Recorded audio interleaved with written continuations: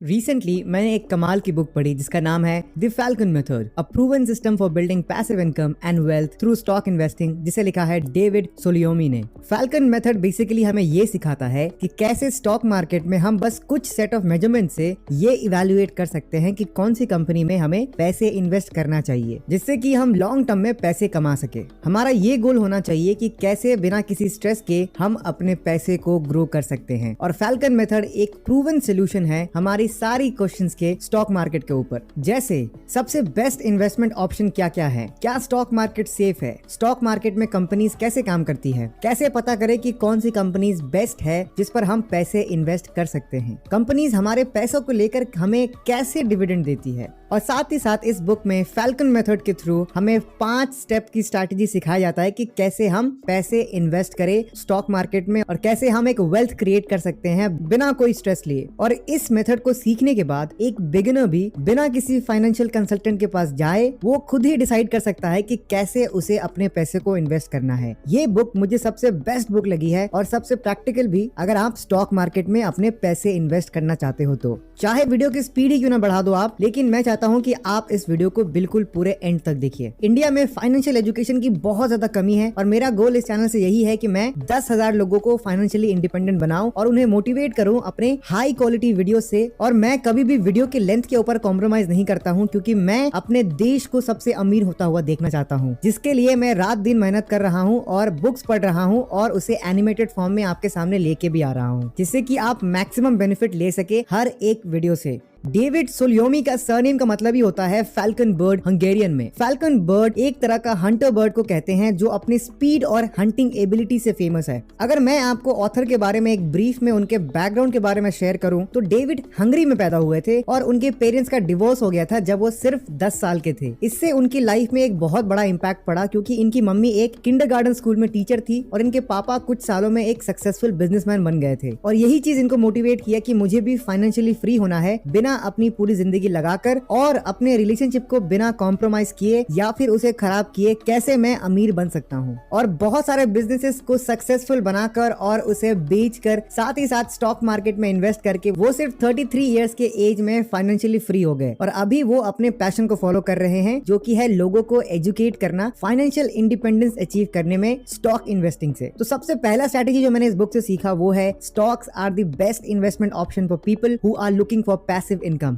जब बात आती है इन्वेस्टमेंट की तो म्यूचुअल फंड्स, बॉन्ड्स या फिर स्टॉक जैसे बहुत सारे ऑप्शंस अवेलेबल हैं और लाखों प्रोफेशनल्स अपना जिंदगी इसी फील्ड में लगा देते हैं। तो एक एवरेज इंडियन कैसे इन लोगों से कम्पीट कर सके बिना ज्यादा कंफ्यूज हुए, और कैसे पता करे कि पैसे लगाने कहां पर हैं। वॉरेन बफेट को आज कौन नहीं जानता, वो one of the most successful investor है और साथ ही साथ उनकी थिंकिंग पैटर्न से हम बहुत कुछ सीख सकते हैं। 2011 में वॉरेन बफेट ने अपने शेयर होल्डर को एक लेटर लिखा जिसमें उन्होंने 3 तरीके के इन्वेस्टमेंट क्लास के बारे में शेयर किया। पहला है करेंसी बेस्ड इन्वेस्टमेंट। ये इन्वेस्टमेंट डायरेक्टली लिंक्ड है देश के करेंसी के ऊपर। बॉन्ड्स इसका बेस्ट एग्जांपल है। बॉन्ड्स बेसिकली एक तरीके का लोन होता है, मोस्टली गवर्नमेंट रिलीज करती है और जो इन बॉन्ड्स को खरीदता है वो एक तरीके का एग्रीमेंट कर लेता है कि फ्यूचर में उसको सेम अमाउंट मिलेगा और साथ ही साथ इंटरेस्ट भी मिलेगा जब वो उन बॉन्ड्स को सेम अथॉरिटी को बेचेगा। क्योंकि बॉन्ड्स हमेशा पैसों से डायरेक्टली लिंक्ड है, तो अगर देश का इकोनॉमी थोड़ा डाउन है और अगर इन्फ्लेशन भी बढ़ गया है तो यहाँ डायरेक्टली इन्वेस्टर को नुकसान फेस करना पड़ सकता है। फॉर एग्जाम्पल, अगर आपने एक बॉन्ड खरीदा है 100 रुपए में और देश का इन्फ्लेशन अगर 10% बढ़ गया है तो आपको डायरेक्टली 10 रुपए का नुकसान हो जाएगा, क्योंकि उस 100 रुपए की वैल्यू अब बन चुकी है 110 रुपए। यानी जिस चीज को आप 100 रुपए में खरीद सकते थे अब वो आपको 110 रुपए के कॉस्ट में आपको मिल रहा है। लेकिन आपने एग्रीमेंट तो सेम पैसों की थी प्लस इंटरेस्ट पे भी किया था, तो आपको 100 रुपए ही मिलेंगे और साथ ही साथ 100 रुपए पे ही आपको इंटरेस्ट भी मिलेगा, ना कि 110 रुपए पे। और यहाँ पे इन्वेस्टर को काफी नुकसान फेस करना पड़ सकता है। दूसरा है अनप्रोडक्टिव एसेट्स। वॉरेन बफेट ये कहते हैं कि वो इन्वेस्टमेंट जिसमें आप कमोडिटीज खरीदते हो उसे कहते हैं अनप्रोडक्टिव एसेट। कमोडिटीज जैसे चावल, तेल या मसाले जब आप बल्क में खरीदते हो तो ये बिल्कुल ही बढ़िया इन्वेस्टमेंट स्ट्रैटेजी नहीं है, क्योंकि इन सब चीजों को स्टोर करने के लिए आपके पास स्पेस होनी चाहिए। और साथ ही साथ वॉरेन बफेट इसे अनअट्रैक्टिव इन्वेस्टमेंट भी कहते हैं, क्योंकि अगर आप इन पे इन्वेस्ट करते हो तो आपको सेकेंडरी इनकम यहाँ से आना शुरू नहीं होता है। है। आपने बस अपने पैसे इसीलिए इन्वेस्ट कर दिया है क्योंकि आपको ये लगता है कि फ्यूचर में शायद आप उसे महंगे दाम पर बेच सको, जिसे वॉरेन बफेट रेकमेंड नहीं करते और ना ही वो इस चीज को फॉलो भी करते हैं पर्सनली। तीसरा कैटेगरी है प्रोडक्टिव एसेट्स, और ये सबसे बेस्ट तरीका है अपने पैसों को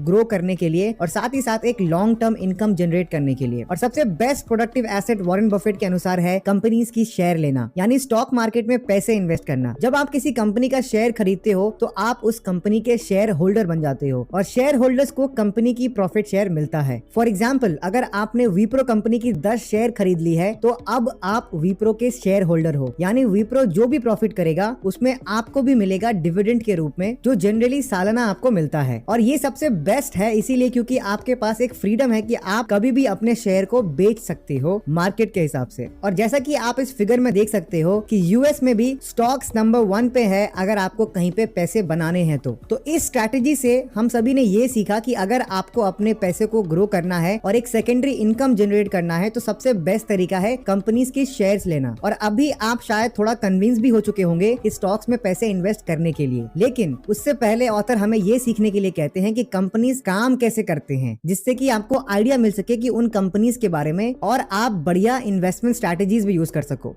दूसरा स्ट्रैटेजी जो मैंने इस बुक से सीखा है वो है how companies work and generate cash. तो हमने अब ये सीख लिया है कि कितने तरीके के इन्वेस्टमेंट क्लासेस हैं। अब चलिए ये सीखते हैं कि कंपनीज काम कैसे करती है और प्रॉफिट कैसे कमाती है। ऑथर हमें यहाँ डेविड वैन कैनाप की बुक सेंसिबल स्टॉक इन्वेस्टिंग से एक पिक्चर शेयर करते हैं जिसमें कंपनीज को एक ब्लैक बॉक्स कहा गया है, जिसमें 2 तरीके के पाइप्स लगे हुए हैं। लेफ्ट में है इनपुट पाइप जिसमें रेवेन्यू, बोरोड मनी और इक्विटी सेल्स के पाइप लगे हुए हैं, यानी कंपनीज को पैसे मिल रहे हैं अपने प्रोडक्ट या सर्विस बेचकर, उसे रेवेन्यू कहते हैं। बोरोड मनी यानी कंपनी बैंक से या किसी अदर फाइनेंशियल कंपनी से पैसे उधार लेती है इंटरेस्ट पे अपने बिजनेस को रन करने के लिए। तीसरा पाइप है इक्विटी सेल, जिसमें कंपनी अपने शेयर्स इशू करती है जो इन्वेस्टर्स खरीदते हैं, यानी इनपुट पाइप से सिर्फ और सिर्फ पैसे आते हैं ब्लैक बॉक्स में, यानी कंपनी में आ रहे हैं पैसे। राइट में जो पाइप्स लगे हुए हैं ब्लैक बॉक्स के, उसे आउटपुट पाइप्स कहते हैं क्योंकि इस पाइप से कंपनी के पैसे निकल जा रहे हैं। जैसे पहला पाइप है ऑन गोइंग एक्सपेंसेस, यानी ये वो खर्चे हैं जो कंपनी को उठाना पड़ता है अपने बिजनेस को रन करने के लिए, जैसे employ salaries, production cost, service cost, ये सब इसमें आते हैं। दूसरे पाइप में आता है कैपिटल एक्सपेंडिचर, ये वो खर्चे हैं जो कंपनी के लिए यूजफुल है लेकिन लॉन्ग टर्म में, जैसे कंप्यूटर्स खरीदना, फर्नीचर्स खरीदना, मशीन्स एंड इक्विपमेंट्स लेना, इसे कैपिटल एक्सपेंडिचर कहते हैं। तीसरा पाइप है एक्विजिशन का, जब एक कंपनी दूसरी कंपनी को खरीद लेती है तो उसे एक्विजिशन कहते हैं और ये एक बहुत बड़ा एक्सपेंस होता है किसी भी कंपनी के लिए। चौथा है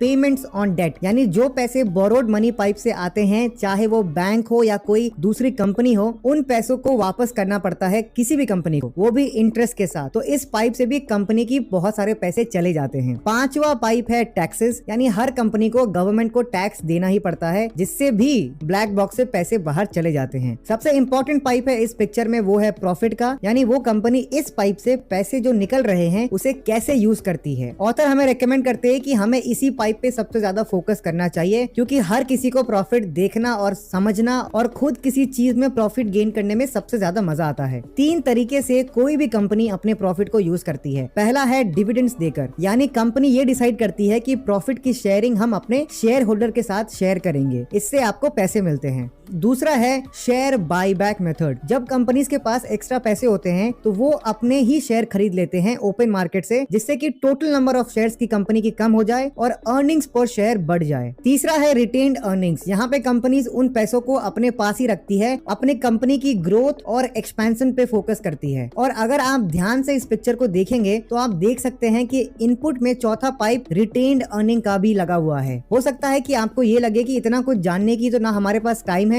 और ना हमें करना है, लेकिन ऑथर ये कहते हैं कि आपको सब कुछ जानने की जरूरत भी नहीं है क्योंकि फैल्कन मेथड से आप अपना टाइम बचा सकते हो और सेफर ऑप्शन को चूज कर सकते हो। तो अगर इस स्ट्रैटेजी को समराइज करें तो यहाँ ऑथर हमें यह सिखाने की कोशिश करते हैं कि हम किसी भी कंपनी को एज अ ब्लैक बॉक्स सोचना चाहिए, यानी उनके इंटरनल्स में क्या चल रहा है वो कोई भी कंपनी नहीं चाहती कि आप जानो, लेकिन एज अ इंटेलिजेंट इन्वेस्टर हमें बस उस ब्लैक बॉक्स के पाइप पे फोकस करनी है जो हमारे कंट्रोल में भी है। किसी भी कंपनी का गोल होता है वैल्यू क्रिएशन, यानी ज्यादा पैसे कमाना जितने वो खर्च कर रही है। अगर हम सिर्फ कुछ चीजों पर फोकस करें तो हमें किसी भी कंपनी का आइडिया मिल जाएगा और हम उस कंपनी में इन्वेस्ट करेंगे या नहीं करेंगे इसका भी एक पूरा डिटेल एनालिसिस आप खुद कर सकते हो।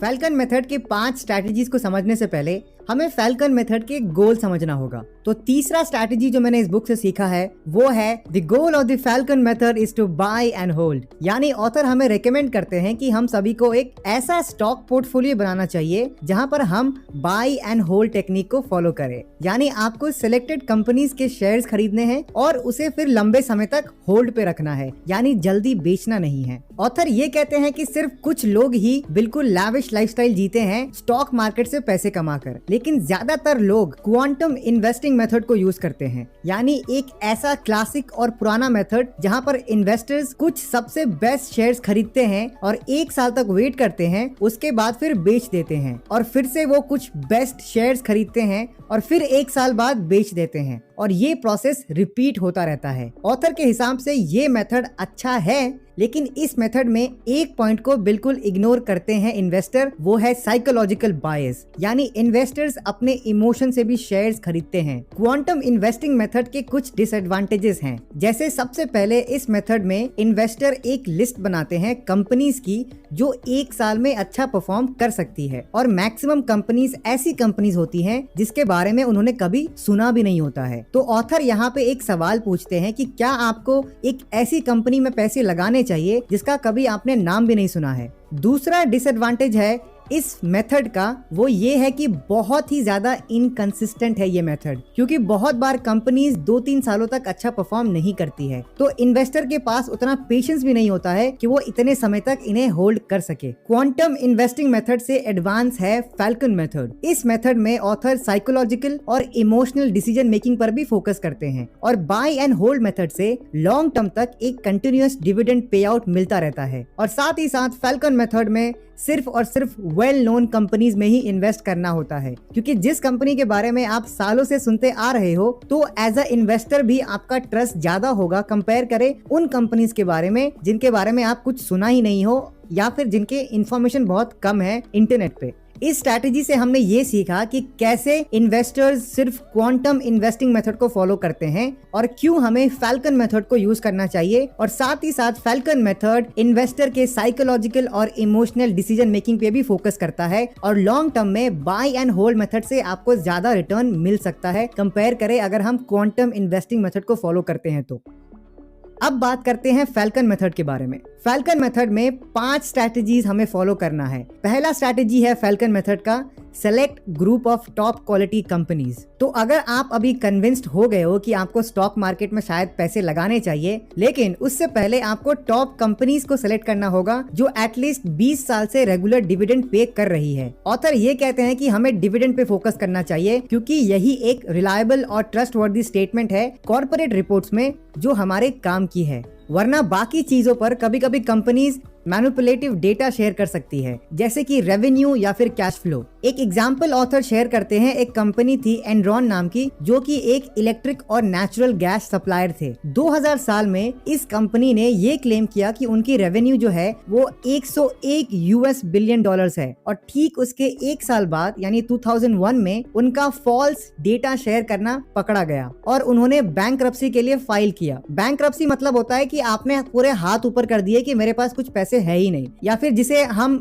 नॉर्मल लैंग्वेज में कहते हैं कंगाल या फिर बर्बाद होना।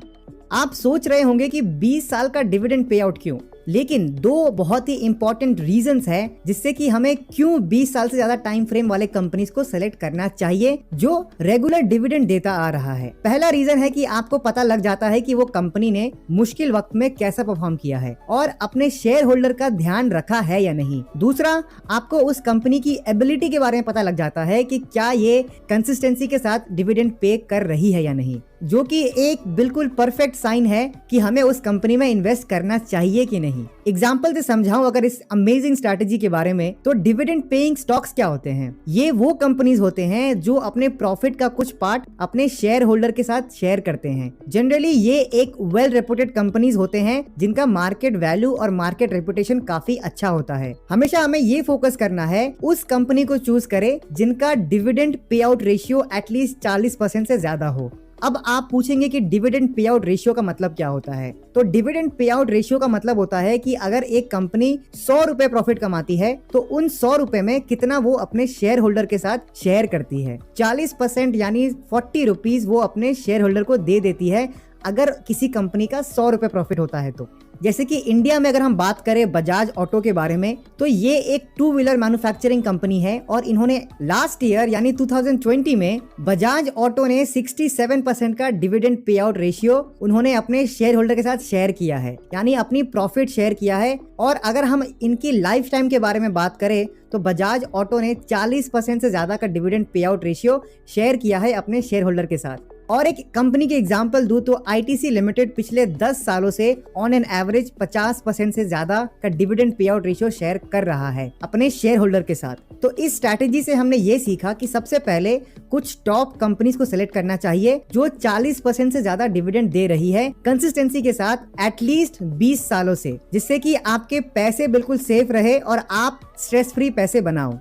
स्ट्रैटेजी नंबर 2 है फैल्कन मेथड का, identify stocks which you can buy at cheaper price. Author David यहाँ पे ये रेकमेंड करते हैं कि हम सभी को अपने चुने हुए स्टॉक्स को ट्रैक करते रहना चाहिए, जिससे कि हम उसे डिस्काउंटेड प्राइस पे खरीद सके जब उनका वैल्यू थोड़ा फ्लक्चुएट हो। तो देखिए, बिजनेस वैल्यू क्रिएट करता है पर हम ह्यूमंस उस पर प्राइस टैग लगाते हैं, इसीलिए किसी भी कंपनी की शेयर प्राइस का हिस्ट्री के बारे में पता होना बहुत ज्यादा जरूरी है एक इन्वेस्टर के लिए। और साथ ही साथ आपको थोड़ा हिम्मत दिखानी पड़ेगी कि जब मार्केट थोड़ा डाउन जाएगा तो आप अपने चुने हुए कंपनीज की शेयर खरीद सको। ये कहना तो बहुत सिंपल है पर सबसे ज्यादा मुश्किल भी है। एक एडवाइस जो ऑथर रेकमेंड करते हैं कि हर एक कंपनी के शेयर की एक मार्केट प्राइस होती है और ये डेली ऊपर या नीचे होती रहती है, और जरूरी नहीं है कि कंपनी की एक्चुअल वैल्यूएशन और फ्यूचर पोटेंशियल हमेशा शेयर प्राइस को इंक्रीज करती है, बल्कि एज अ इन्वेस्टर आपको ये जानना होगा कि एक कंपनी की ट्रू वैल्यू क्या है, उनकी मैनेजमेंट कैसी है और क्या मार्केट प्राइस इनके फ्यूचर प्लान से चेंज हो सकता है या नहीं। अगर आपको लगता है कि किसी कंपनी की शेयर प्राइस कम है, अगर हम उसकी पास्ट हिस्ट्री को एनालाइज करें तो आपको डेफिनेटली उस कंपनी में इन्वेस्ट करना चाहिए।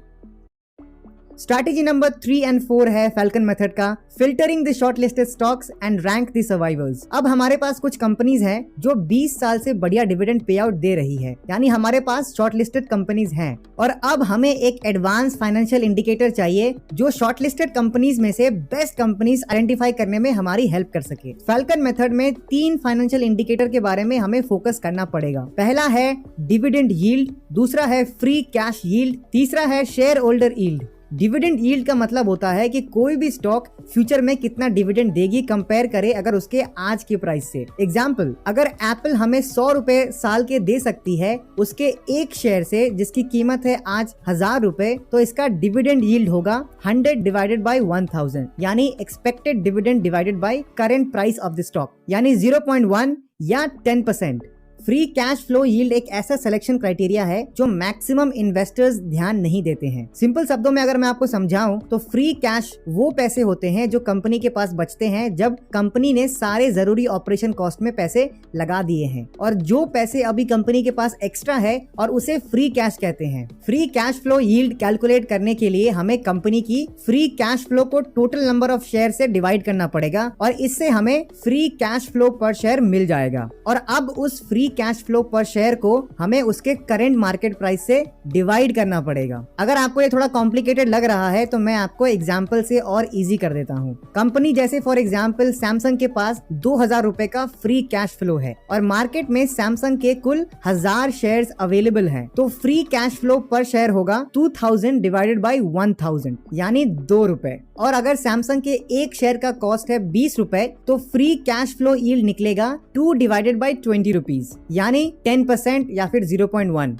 और फाइनली एक कंपनी की शेयर होल्डर यील्ड ये शो करता है कि कितने पैसे वो अपने इन्वेस्टर में शेयर करता है, चाहे वो डिविडेंड से हो या फिर शेयर बायबैक से। चलिए मान लेते हैं कोका कोला ने 1000 रुपए खर्च किए हैं डिविडेंड पे और 150 रुपए खर्च किए हैं शेयर रीपर्चेस करने के लिए, और कोका कोला ने फिर अपने न्यू शेयर्स इशू किए मार्केट में जिसकी कीमत है 50 रुपए। तो हम अगर 250 रुपए खर्चे को 50 रुपए इनकम से सब्सट्रैक्ट करें तो हमारे पास 200 रुपए बच जाते हैं। अब हमें उन 200 रुपए को कोका कोला के मार्केट कैपिटलाइजेशन से डिवाइड करना पड़ेगा। मार्केट कैपिटलाइजेशन का मतलब होता है कि कितने शेयर्स मार्केट में अवेलेबल हैं, उसकी वैल्यू कितनी है तो मान लेते हैं कि कोका कोला की मार्केट कैपिटलाइजेशन है 5,000 रुपए, और उन 200 रुपए को अगर हम मार्केट कैपिटलाइजेशन से डिवाइड करें, यानी 5,000 डिवाइडेड बाई 200 रुपीज, तो हमारे पास शेयर होल्डर यील्ड निकलेगा 0.04 या 4%। इन 3 इंडिकेटर से हम अपने शॉर्टलिस्टेड कंपनी से बेस्ट शेयर्स पिक कर सकते हैं। वैसे जब आप ये फिल्टर करें तो कोशिश करिए कि मिनिमम वैल्यू का इस्तेमाल करिए,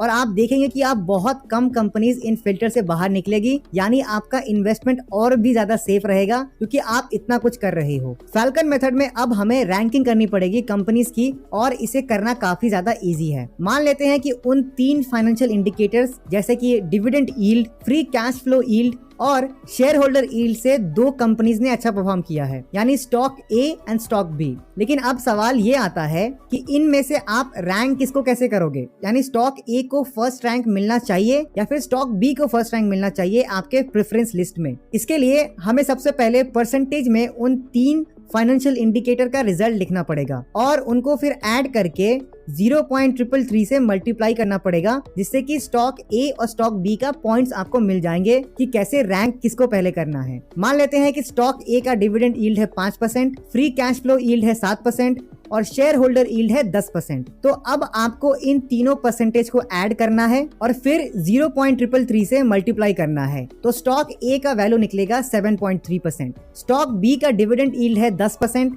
फ्री कैश फ्लो यील्ड है 5% और शेयर होल्डर यील्ड है 12%। तो स्टॉक बी का वैल्यू निकलेगा 0.333 से मल्टीप्लाई करने के बाद वो है 8.9। तो इस मेथड से हमें स्टॉक बी को फर्स्ट रैंक देनी चाहिए क्योंकि इसका वैल्यू ज्यादा है स्टॉक ए से। तो अगर इस स्ट्रैटेजी को अगर हम समराइज करें तो सबसे पहले हमें शॉर्ट लिस्टेड स्टॉक्स को फिल्टर आउट करना पड़ेगा 3 फाइनेंशियल इंडिकेटर से, जो कि है dividend yield, free cash flow yield and share holder yield, और उसको कैलकुलेट करने के बाद 0.333 के साथ मल्टीप्लाई करना है, जिससे कि हमको इंडिविजुअल पॉइंट्स मिल जाए और हम उन्हें रैंक कर सके अपने प्रेफरेंस लिस्ट में, जिससे कि जब भी उनका प्राइस थोड़ा फ्लक्चुएट हो तो हम तुरंत उन पे इन्वेस्ट कर सके। आखिरी स्टेप है या फिर स्ट्रैटेजी नंबर 5 है फैल्कन मेथड में कि टेक योर ओन जजमेंट। अभी तक फैल्कन मेथड में हमने ये सीखा कि कैसे फाइनेंशियल इंडिकेटर से रैंक करना चाहिए शॉर्ट लिस्टेड स्टॉक्स को, और ये एक साइकोलॉजिकल बायस को आने ही नहीं देता है, यानी साइकोलॉजिकल और इमोशनल बायस को यूज ही नहीं करना पड़ेगा अगर आप फैल्कन मेथड को यूज कर लेते हो तो। और उसके साथ ही साथ आपको कंपनीज की रियल वैल्यू भी निकल जाती है जिसपे आप इन्वेस्ट कर सकते हो। ऑथर एग्री करते हैं कि ये स्टेप्स इतने ईजी नहीं है, लेकिन अगर आप इन स्टेप्स को यूज करते हो तो आपको सिर्फ और सिर्फ अच्छे कंपनीज ही निकलेंगे जो आपको सालों तक बढ़िया पैसे कमा के देंगे। 5वां स्ट्रैटेजी में ऑथर आपके ऊपर छोड़ देते हैं कि आपको कहाँ पे इन्वेस्ट करना चाहिए और कितना इन्वेस्ट करना चाहिए, क्योंकि अब आप इतना कुछ सीख चुके हो इन सारे टेक्निक्स के बारे में, तो अब उस टेक्निक को आपको इम्प्लीमेंट भी करना पड़ेगा और आपको साथ ही साथ ROIC पे फोकस करना है, यानी return on invested capital. Her ranked companies को आप मॉनिटर करिए, जिसको करना बहुत ही ईजी है क्योंकि आजकल इतने सारे ट्रेडिंग प्लेटफॉर्म आ चुके हैं जो आपके लिए सब कुछ इजी कर देते हैं, और जब भी प्राइस फ्लक्चुएशन होता है तो आप उसे देख सकते हो अपने स्क्रीन पे। तो इस वीडियो को अगर सम अप करें तो हमने सबसे पहले ये सीखा कि स्टॉक सबसे बेस्ट इन्वेस्टमेंट ऑप्शन क्यों है, और हमने डिटेल में समझा कि कितने तरीके के इन्वेस्टमेंट क्लासेस होते हैं। दूसरा, हमने सीखा कि कंपनीज कैसे काम करती है और कैसे कैश जनरेट करती है, और साथ ही साथ ब्लैक बॉक्स और पाइप्स के फिगर से हमने डिटेल में समझा कि कंपनीज के इनपुट और आउटपुट के बारे में। तीसरा स्ट्रैटेजी हमने सीखा कि फैल्कन मेथड में बाय एंड होल्ड टेक्निक को यूज करना चाहिए मैक्सिमम रिटर्न के लिए। उसके बाद हमने डायरेक्टली फैल्कन मेथड के 5 स्ट्रैटेजीज को डिटेल में सीखा अपने इन्वेस्टमेंट को बिल्कुल सिक्योर करने के लिए, जिसमें पहला स्टेप था select group of top quality companies. दूसरा स्टेप था उन कंपनीज में से कौन कौन सी कंपनीज के शेयर्स हम अफोर्डेबल या सस्ते रेट में खरीद सकते हैं। तीसरा और चौथा स्टेप था उन शॉर्टलिस्टेड कंपनीज को फिल्टर करना और कंपनीज को रैंक करना। 5वां और आखिरी स्टेप था आपको आपकी जजमेंट खुद लेना है और ROIC को आपको रेगुलरली मॉनिटर करना पड़ेगा जिन भी स्टॉक्स में आपने पैसे इन्वेस्ट किए हैं। उम्मीद करता हूं कि इस डिटेल बुक समरी से आपने जरूर कुछ नया सीखा होगा। अगर आप अभी तक इस वीडियो को देख रहे हो तो आप में सच में कुछ सीखने की क्वालिटी है जिससे कि आप लाइफ में जरूर सक्सेसफुल बनोगे। अगर आपको मेरा काम पसंद आया तो वीडियो को लाइक जरूर करिए और कमेंट में मुझे अपनी राय जरूर शेयर करिए, और अगर हो सके तो इस वीडियो को अपने फैमिली के साथ और अपने फ्रेंड्स के साथ जरूर शेयर करिए, जिससे कि उनके पास भी स्टॉक मार्केट के रिगार्डिंग कुछ नॉलेज मिल सके।